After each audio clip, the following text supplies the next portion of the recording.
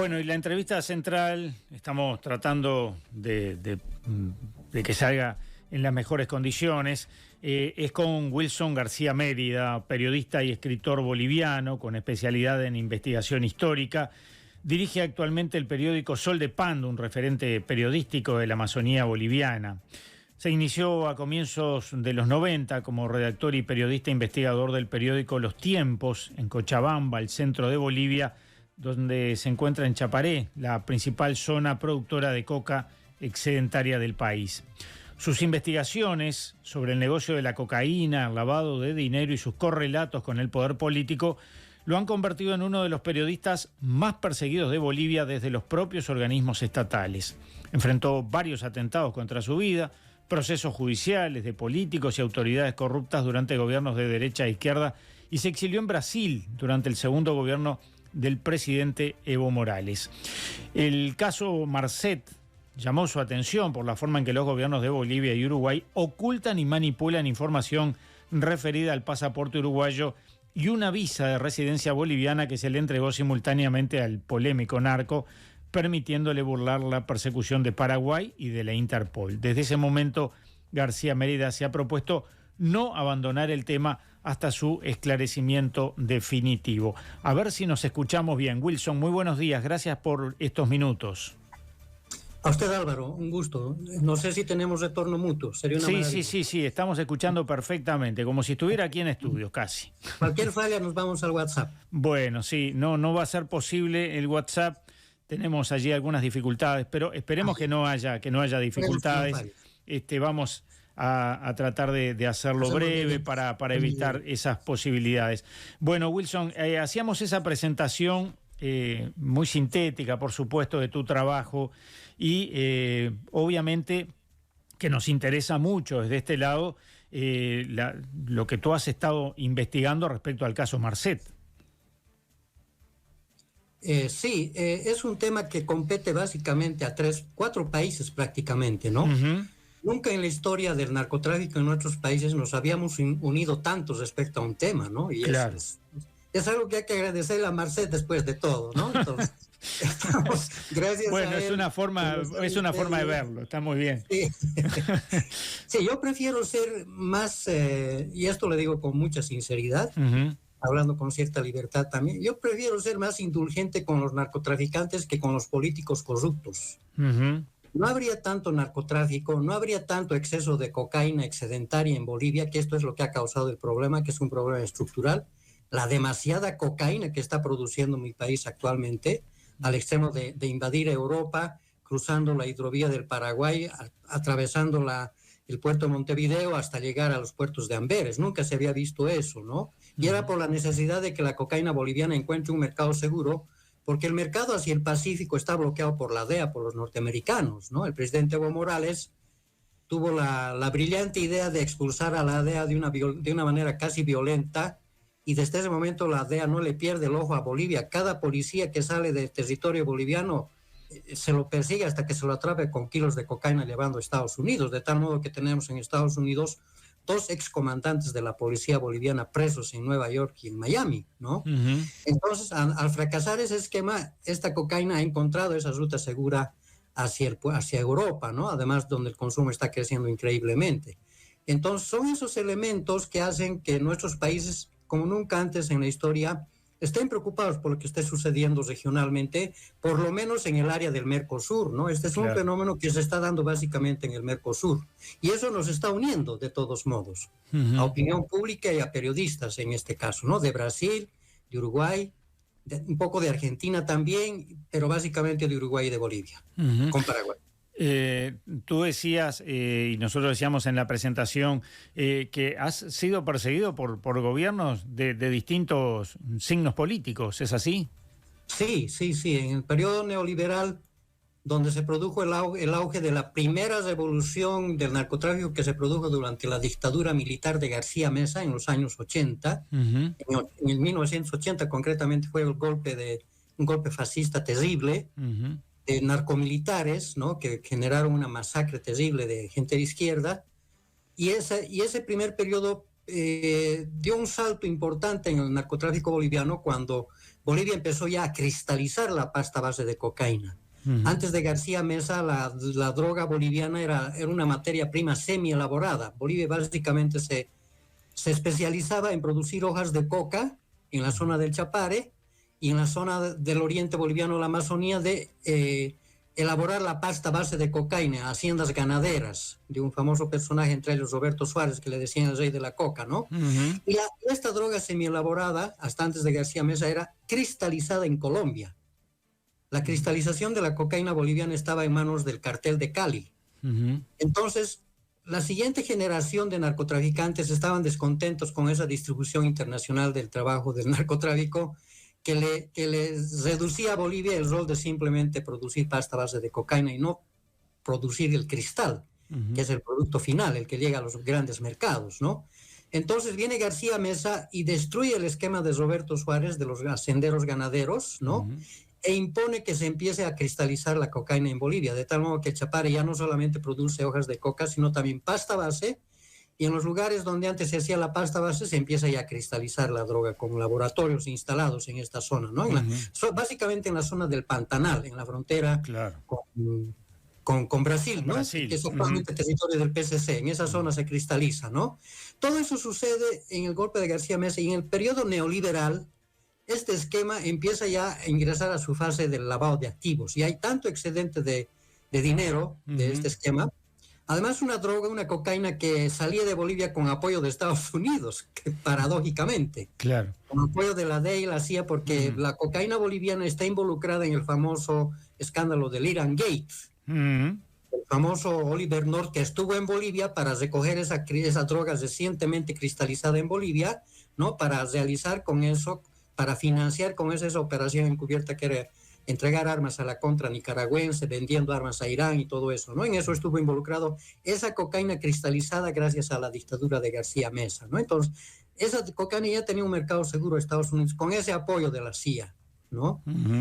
Y en el periodo neoliberal, con los gobiernos de derecha, obviamente, una vez que fracasa el proyecto populista de la UDP, de la Unión Democrática y Popular, se instaura el neoliberalismo con el segundo gobierno de Paz Tensoro, que había hecho la revolución de 1952, es el que instaura el neoliberalismo en Bolivia, y le sigue otra serie de gobiernos con tinte populista, socialdemócrata, pero sobre la base neoliberal, ¿no? Paz Zamora, Sánchez de Lozada, que fue ministro de Finanzas de Paz Tensoro, Carlos Mesa, Tuto Quiroga, etcétera, ¿no? Entonces eso dura más o menos hasta el año 2000, hasta entrado el siglo nuevo, ¿no? Desde los años 90 hasta el primer lustro de los años del siglo XXI, claro. El neoliberalismo, hasta que y ahí fue donde ya tuve los primeros problemas, porque investigamos esos nexos con una serie de inmobiliarias que empezaron a generar una narcoarquitectura, que así lo llamamos en nuestras ciudades. Empiezan a florecer edificios, discotecas, enormes urbanizaciones. Era la forma en que el narcotráfico estaba lavando el dinero, ¿no? Claro. Surgen financieras donde la gente jubilada podía depositar sus ahorros, ¿no? Y ganaba un interés del 7% pagado por adelantado cada mes. ¿No? Eso era un lavadero increíble. Entonces yo investigué eso estando en los tiempos de Cochabamba. Y en la primera emisión del informe, que estaba programado en 3 partes, en la primera salida me apuñalaron a plena luz del día, ¿no? Y salvé la vida milagrosamente. Después sufrí una serie de juicios por parte de personal involucrado con esos gobiernos que tenía mucho que ver con esa fase de lavado de dinero y la protección a estos narcotraficantes, regímenes neoliberales, ¿no? Claro. Y desde ese momento ya estoy en la lista negra del neoliberalismo. Sucede una segunda revolución con el gobierno de Evo Morales. Muchos intelectuales habíamos apoyado el movimiento cocalero, porque los norteamericanos querían simplemente erradicar la cocaína, pero no erradicaban su consumo ni erradicaban el tráfico que iba hacia Estados Unidos, a México, etcétera, ¿no? Sí, sí. Era una represión más hacia el movimiento cocalero, más hacia la coca, ¿no? Y nosotros caímos en la trampa de apoyar a este sector social, ¿no? Del pueblo, que eran los cocaleros reprimidos y Evo Morales reprimido, ¿no? Y logramos que alcance la presidencia derrotando al último neoliberal, que era Carlos Mesa, que es el persistente candidato del neoliberalismo en estos últimos años. y logra Evo Morales asumir el gobierno y por tanto los productores de coca, ¿no? Los cocaleros del Chapare. Y eso fue una cosa terrible porque se produce una segunda revolución del narcotráfico en Bolivia. Ya los cocaleros no solamente están produciendo hojas de coca, ya no solamente están pisando coca para producir la materia prima semi-elaborada, que es la cocaína, el sulfato, la cocaína base semi-elaborada, sino también están empezando a cristalizar la cocaína. O sea, al lado de cada hectárea de coca y su cocina de producción de pasta base hay un laboratorio de refinación de cocaína. O sea que ya tenemos cocaína cristalizada en cualquier cantidad. Se ha multiplicado exponencialmente esta producción por lo menos en unas 10 o 20 veces. Hay una sobreproducción de cocaína. Y esto además complementado, fomentado porque ellos tienen el poder. Y en ese sentido Evo Morales nos frustró terriblemente porque él habla tanto de la descolonización, ¿no? De la descolonización de nuestra cultura, de nuestra sociedad, de nuestra política, y lo primero que hacen es colonizar la sagrada hoja de coca, que para nosotros es un patrimonio ancestral, cultural, ¿no? O sea, convierten la coca en cocaína, la pervierten, la colonizan, porque sabemos que la cocaína es una droga fascista, es una droga neoliberal, ¿no? Entonces, estos compañeros a quienes nosotros habíamos apoyado con tanto fervor y con tanta buena fe, ahora son nuevos ricos, ahora son los nuevos patrones de la droga. El Chapare se ha convertido en una especie de Las Vegas, se ha producido un fenómeno de urbanización terrible, con casinos, con hoteles de 5 estrellas, es una cosa increíble, ¿no? Y son capitalistas, ¿no? O sea, tienen modo de vida capitalista, ¿no? Wilson, un último detalle más, por favor. Sí, cómo no. El gran problema de esta cocaína es que no tiene salida, porque los cocaleros, a diferencia de los neoliberales, no tienen control del espacio aéreo, ¿no? El control del espacio aéreo está básicamente en los ganaderos del Beni, de la Amazonía, ¿no? De Beni, Santa Cruz. En cambio, ellos son básicamente terrestres, son camioneros. Y tienen bloqueado las rutas hacia el Pacífico porque la DEA les tiene controlados, ¿no? Han intentado sacar esa droga con apoyo de policías vinculados a las mafias internacionales, lograron hacerlo, pero han caído presos. Tenemos varios policías esperando ser extraditados a Estados Unidos, o sea que ellos no tenían cómo sacar semejante cantidad de coca, tal así que cayó el precio inclusive en un momento dado, ¿no? Ahí es donde aparece Marcet. Wilson, nos quedan un poquitos minutos, pero quería consultarte con respecto a este caso. Aquí en Uruguay, obviamente que todo está teñido de una política local, nacional, además ya con la mira puesta en las próximas elecciones. Entonces, bueno, las críticas que hay hacia el gobierno son rechazadas desde el gobierno dentro de esa lógica de que, bueno, la izquierda se opone a todo lo que esté haciendo la coalición de gobierno, en fin. No me voy a extender en eso. Lo que sí me interesaría saber es, desde tu lugar, desde ese lugar de trabajo, de esclarecer estos temas, ¿cómo ves a Uruguay? ¿Se siente desde afuera que el gobierno uruguayo está de alguna manera infiltrado por el narcotráfico, o el Estado uruguayo, para no personalizarlo, vamos a decir, en el gobierno? Definitivamente. No olvidemos que nosotros hemos hecho una investigación en conjunto con la Policía Federal del Brasil y se ha hecho un estimativo de que ese pasaporte que le da Uruguay a Marcet estando el preso en Dubái no ha costado menos de $10 millones, ¿no? Y eso no ha caído en saco roto, ¿no? Eso no ha sido para sobornar a un notario de fe pública o a una simple consulesa. Eso ha llegado a los más altos niveles. Y el nombre de Heber está ahí. Heber sabía que Marcet era narcotraficante desde mucho antes de Dubái. Lo sabía desde por lo menos un año antes de Dubái, porque fue su viceministro durante el anterior Ministerio del Interior quien comunicó a Paraguay que Marcet estaba en Asunción lavando dinero, ¿no? Entonces es indudable, y no solamente en Uruguay, sino también en el propio Paraguay, que le persigue.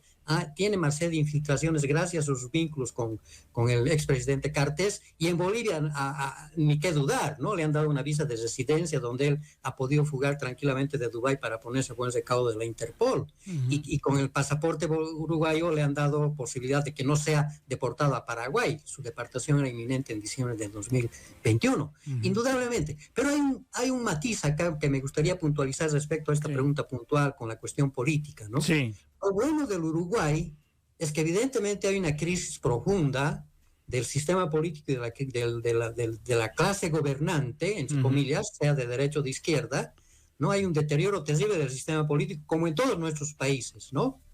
Pero la gran diferencia con Uruguay es que en Uruguay tiene una sociedad civil que realmente es la Suiza de Sudamérica. No deja de ser la sociedad civil uruguaya una sociedad altamente formada, altamente culturalizada, altamente informada. Es una sociedad civil, yo diría, casi poética. No en vano ustedes han tenido un Galeano, un Eduardo Galeano, un Mario Benedetti, ¿no? Tiene una sociedad, una ciudadanía muy culta, muy inteligente, que se expresa además a través de los medios de comunicación, donde además los periodistas son de primer nivel. Yo en este periodo que he tomado contacto con ustedes, me he quedado gratamente sorprendido por el nivel de calidad periodística que tienen en Uruguay. Y eso es bueno, porque esta crisis ustedes lo van a llevar para adelante. Toda crisis es una oportunidad para avanzar o para retroceder. Entonces Uruguay va a dar un salto cualitativo si da una solución correcta a esto, poniendo en su lugar a los corruptos, ¿no? En cambio, en Bolivia estamos yendo hacia atrás. No tenemos la sociedad civil que que tienen ustedes. Es una sociedad civil muy desinformada, muy desorientada. Nuestro periodismo está totalmente desarticulado, corrompido en gran medida. Domina más la sociedad política, domina más el estalinismo y el fascismo que la sociedad civil. Hay más sociedad política que sociedad civil. Hay un control de los políticos absoluto sobre la sociedad civil, ya sean políticos fascistas o ya sean políticos estalinistas, ¿no? Ese es el drama boliviano. En ese sentido nosotros estamos yendo para atrás. Está todo necrosado en Bolivia. El Parlamento no puede fiscalizar, no puede interpelar a los ministros, porque los ministros han hecho una demanda de inconstitucionalidad diciendo que una interpelación viola sus derechos humanos, sus derechos laborales, y el Tribunal Constitucional ha dado lugar a ese recurso, a esa demanda. Por tanto, mientras no se resuelve ese problema, el Parlamento no puede interpelar a los ministros del Poder Ejecutivo, menos al presidente. O sea, estamos sin salida. Esa es la gran diferencia, ¿no?, con Uruguay.